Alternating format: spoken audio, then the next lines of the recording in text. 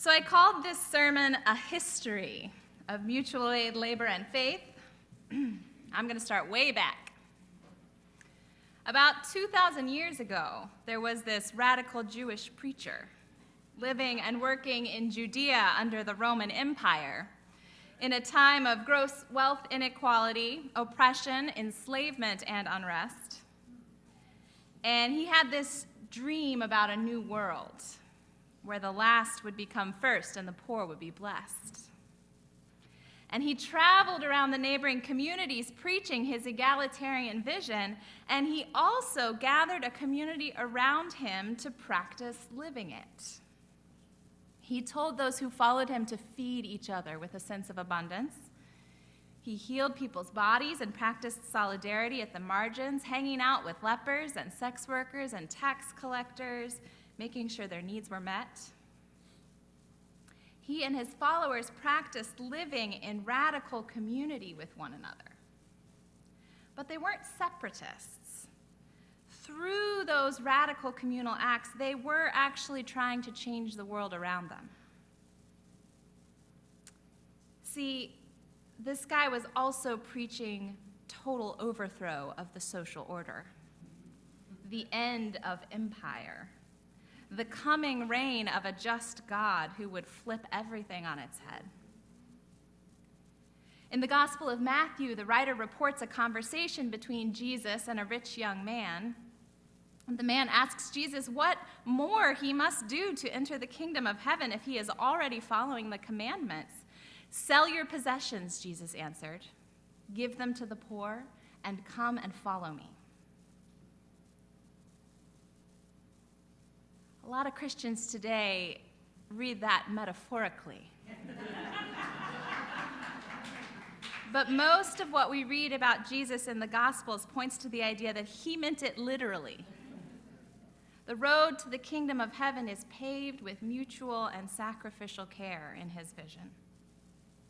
Incidentally, the gospel writer continues in that story that the rich young man heard his words and went away grieving, for he had many possessions. Here's a simultaneously very UU and very un-UU question.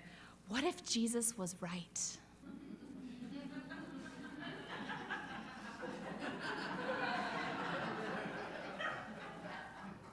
What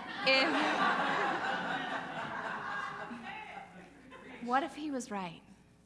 What if the pathway to our collective thriving, our heaven on this earth, is to give up consolidated individual wealth in favor of communities of deep mutual reliance?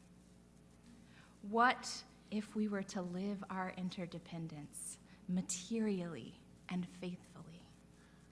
And what if doing so, act by act and person by person, could change the whole political order?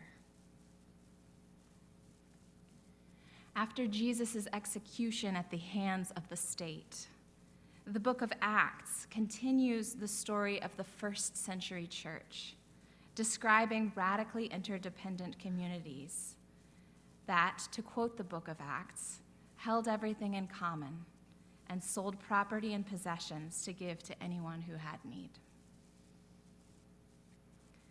Those earliest Christian experiments were wild, and they didn't last long.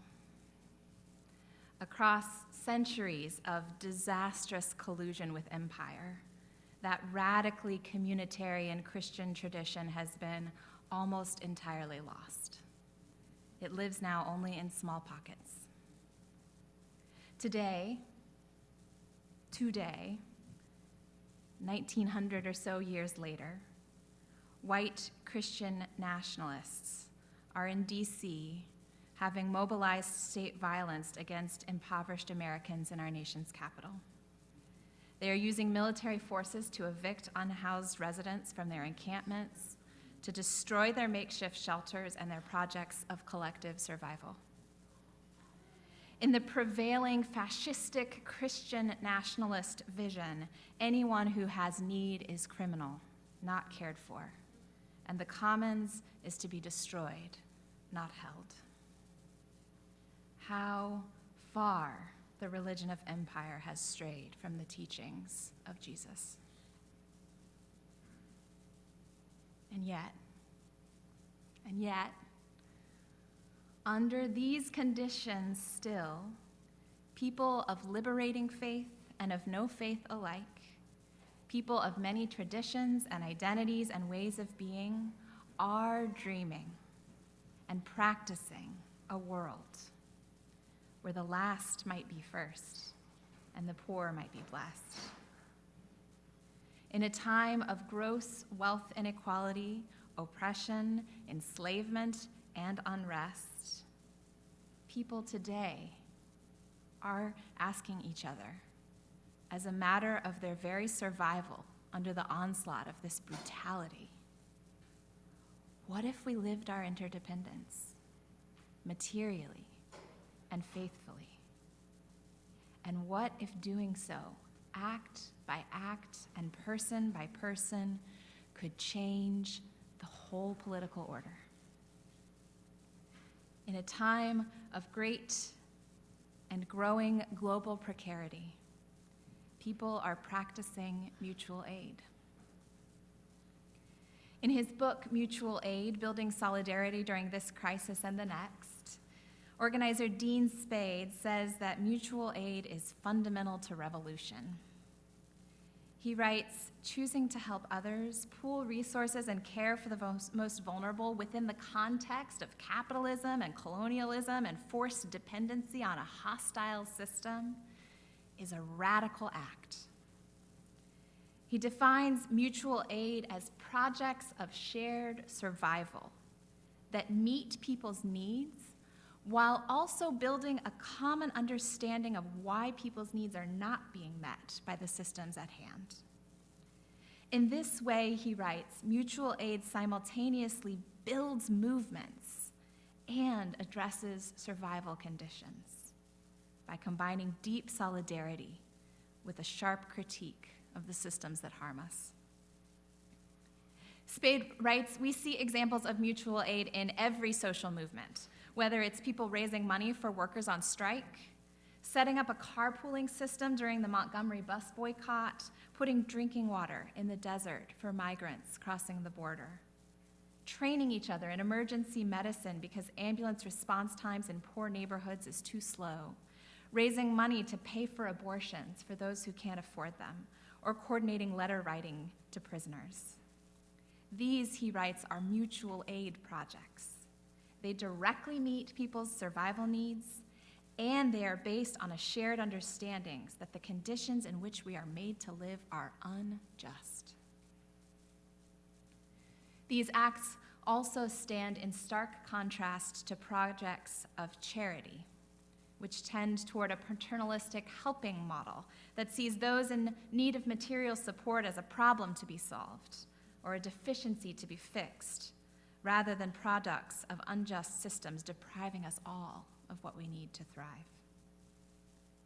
Charity is more likely to assess who is and isn't, quote, deserving, and to attach strings or put up barriers to resources. By doing this, it preserves the hierarchy our unjust economy requires. And even when it is done with humility rather than paternalism, and openness rather than red tape, charity always fails to activate in opposition to the systems that have created the need in the first place. It may ease some suffering and assuage some guilt, but it leaves the socio-political order firmly in place. The life of Jesus is a model of solidarity in defiance of the social order, a lesson in joining with people over and over again to share resources and to share the recognition of the deadly systems of empire. But unfortunately, charity has been the primary model of the church, at least since the 4th century Christian leap into the arms of empire, and especially since the prosperity gospel theological movement of our era, which aligned evangelical Christianity with the prevailing capitalist economic order. At their best, mainstream contemporary congregations try to meet people's needs when they can, but mostly they do so without politicizing those needs or ever dreaming fully, materially, of that changed social order. And I'm not just talking about right-wing churches. I believe the church at large struggles to imagine the depth of solidarity that Jesus called it to. On the flip side, I have been in a lot of majority white organizing spaces that are planning and agitating for social order, but where people's material needs are not considered. What? You couldn't get here because you didn't have gas money? What? You need us to meet at a time when you have childcare? I'm so confused.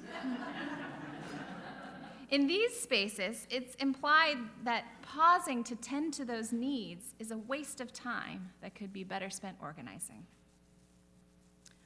What a false decision. Given the choice between meeting people's survival needs and overturning the systems that threaten our survival, we have to have both. We have to have both. And of course, there are those who have always been doing both, especially in poor working class communities, Black and Indigenous and people of color communities, both secular and religious. Movements for BIPOC liberation and labor organizing have picked up where dominant culture faith communities left off those centuries back, and have been for centuries creating projects of survival and social change, building alternate structures under a state that will sacrifice people's survival without a blink. According to Indigenous Media Action, mutual aid has been taught for generations across many cycles of colonialism in Indigenous communities as both a matter of survival and a powerful form of resistance to forced dependence on settler systems. And as early as the 1780s, there are records of mutual aid and self-help traditions in Black communities, both enslaved and free, like pooling resources to provide health and life insurance, aiding in burials, supporting widows and orphans, and creating Black alternatives to white exclusionary infrastructures. In 1912, one of the largest and most diverse labor coalitions our nation has ever seen rose up in Lawrence, Massachusetts, powered by a multiracial coalition of immigrants of more than 51 nationalities and led largely by women. And they won their demands after a 2-month strike that was made possible only by the child care cooperatives and shared meals that they organized. And in the 1960s and 70s, the Black Panthers Party survival programs were so successful in building solidarity movement among Black Chicagoans that J. Edgar Hoover famously wrote an FBI memo describing their Free Breakfast for Children program as a powerful threat to the interests of the U.S. government. The interests of the U.S. government, of course, being the separation and disempowerment of Black Americans. The Chicago Police Department apparently responded to this memo by breaking into the Black Panthers Breakfast Center and urinating on all the food. In our own century, labor organizers at an Amazon warehouse on Staten Island famously formed the first Amazon Workers Union in 2022, 3 years ago, despite the notoriously aggressive union-busting tactics at Amazon. And they did it in part by gathering at the bus stop nearest the warehouse to grill burgers together, share resources like new sneakers, and yes, the occasional joint, and talk about the terrible conditions they were facing. These solidarity movements across centuries teach us again and again what that Judean prophet and many other prophets across tradition and across time have showed us in their living, that the pathway to our collective thriving goes directly through communities of deep, mutual, and material reliance. That living our interdependence, act by act and person by person, can begin to change the social order. Spade writes that mutual aid is inherently anti-authoritarian. It demonstrates how we can do things together in ways we were told not to imagine. And boy, do we need anti-authoritarian strategies now. We are living in an authoritarian moment, in an authoritarian economy, driven by extraction and dehumanization, powered by individualism and racialized oppression. We live in an economy that has become a god to many and the will of God to others. Certainly, our president worships only this. And we are all encouraged to dream on its own terms, commanded to live out its own oppressive assumptions. Amid this deadly and soulless economic theology, perhaps it is time for religious people of good conscience to re-enter the mutual aid chat. The prevailing worldview is killing us and the earth, starting with the most vulnerable. And it is coercing us to materially live far outside the values we profess. I feel this disconnect in my life, the ways I am living under this economy that have nothing to do with the values I hold at the very heart of my being. And this is a theological crisis as well as a political one. People of faith have always been called to dream outside empire and then to do something about those dreams. And so in this time of authoritarian economy, it is time for us, people of good faith, to proclaim a theology of mutual thriving, deep interconnection, and inalienable dignity for the earth and its people. But more than that, it is time for us to live that theology together. Could the church be, even after all these centuries, a true site of an alternate economy, a nurturing ground for proliferating projects of survival, a lush garden of mutual aid experiments, and the starting place of a widespread solidarity economy to replace the systems that are killing us? Could the church be a site of alternate economy? We are, after all, here because we are called to moral imagination. We are here equipping each other with the relational tools of community. We are here deeply joined together by a set of shared values. And an economy, after all, is just the way our values are made material. Our congregation is a place we try to bring our material lives back in line with our values, to live out our spiritual integrity amid deeply injurious systems. It's the place where we learn to live in solidarity by doing it first with one another and by leaning into our connection. And if we're taking our ancient teachers seriously, our congregation is also a place where we plot the overthrow of empire.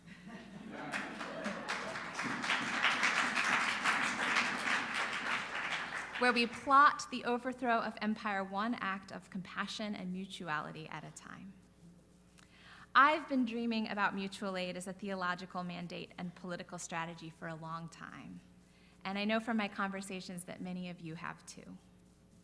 I have also pondered all the ways it will be very difficult, all the barriers that stand in our way, both internally and broadly externally.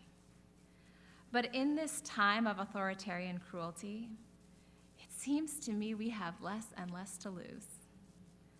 It seems to me we have our whole hearts to gain. Should we try it out together? Should we build something different and real? With 10, we can start a chalice circle and share our hearts. With 20, a choir and share our breath. With 100, a Sunday service to call us back to our values week after week. With 300, a community of mutual reliance, learning to share what we have and say what we need. It goes on one at a time. It starts when we care to act. It starts when we do it again after they say no. It starts when we say we and know who we mean. And each day, we mean one more.